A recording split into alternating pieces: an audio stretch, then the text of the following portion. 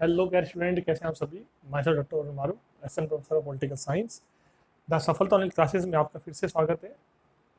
15 अगस्त की बहुत बहुत शुभकामनाएं आप सभी को। दिवस है हमारा, जो इंडिपेंडेंस डे है, उसके आपको बहुत बहुत शुभकामनाएं।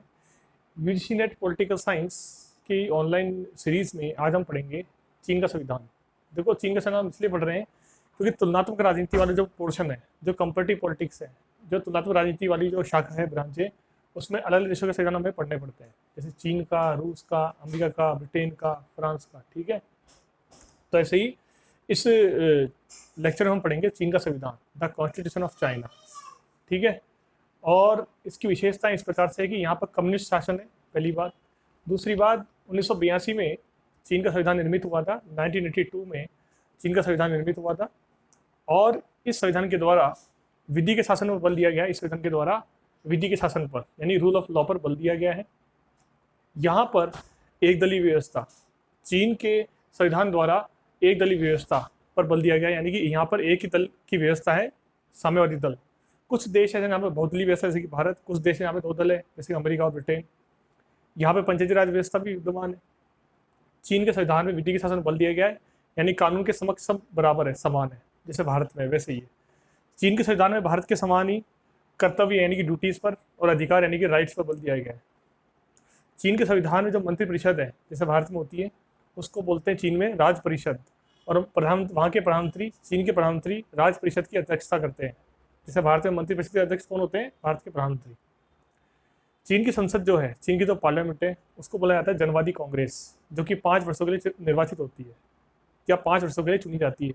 और चीन की जनवादी कांग्रेस जो है, उसके सदस्य होते हैं टोटल 2987। चीन की जनवादी कांग्रेस के सदस्य कितने हैं? 2987। और इसके सदस्यों को बोलते हैं डिप्टी। चीन की जनवादी कांग्रेस जो है, उसके सदस्यों को बोलते हैं डिप्टी। ठीक है, चीन का राष्ट्रपति का पद अत्यंत शक्तिशाली होता है। शी जिनपिंग यहाँ के वर्तमान के राष्ट्रपति, आप सभी देख रहे हैं कितने शक्तिशाली बन चुके हैं वर्तमान में वो। तो चीन के राष्ट्रपति शक्तिशाली होते हैं, और उनका 5 वर्षों के लिए निर्वाचन होता है। चीन के राष्ट्रपति का 5 वर्षों के लिए निर्वाचन होता है। और चीन के राष्ट्रपति जो है, वो सैनिक आयोग के, मिलिट्री कमीशन के अध्यक्ष होते हैं। चीन के राष्ट्रपति सैनिक आयोग के अध्यक्ष होते हैं। चीन के राष्ट्रपति को 2 बार से अधिक बार के लिए राष्ट्रपति बनाया जा सकता है। चीन के राष्ट्रपति को 2 बार से अधिक बार के लिए राष्ट्रपति बनाया जा सकता है। चीन की जो न्यायपालिका है, चीन की जो कोर्ट है, वो संसद द्वारा चुनी जाती है। चीन की न्यायपालिका जो है, वो संसद द्वारा चुनी जाती है।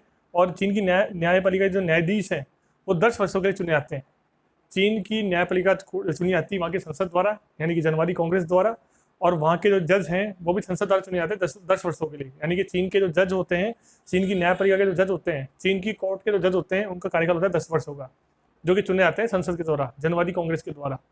चीन में भ्रष्टाचार को रोकने के लिए काफ़ी उपाय किए गए हैं। वहाँ भ्रष्टाचार करने के लिए फांसी सजा मिलती है। ठीक है, तो चीन में करप्शन को रोकने के लिए प्रोक्यूरेटर जनरल का पद भी होता है। चीन में करप्शन को रोकने के लिए प्रोक्यूरेटर जनरल का पद भी होता है। इसको उतारिए एक सेकेंड। ठीक है, तो चीन में प्रोक्यूरेटर जनरल का पद भी होता है, वहां पर भ्रष्टाचार को रोकने के लिए। ठीक, तो ये चीन की कहानी सिंपल सी मैंने आपको बताई। हालांकि बहुत बड़ा चैप्टर है, लेकिन मैंने आपको इतनी शॉर्ट में बताइए कि अगर सागर भर दिया आपको, ये इंपॉर्टेंट है। इससे क्वेश्चन बाहर मुश्किल से आता है, इसी के आसपास क्वेश्चन आता है। चीन के संविधान से इसी के आसपास क्वेश्चन आता है।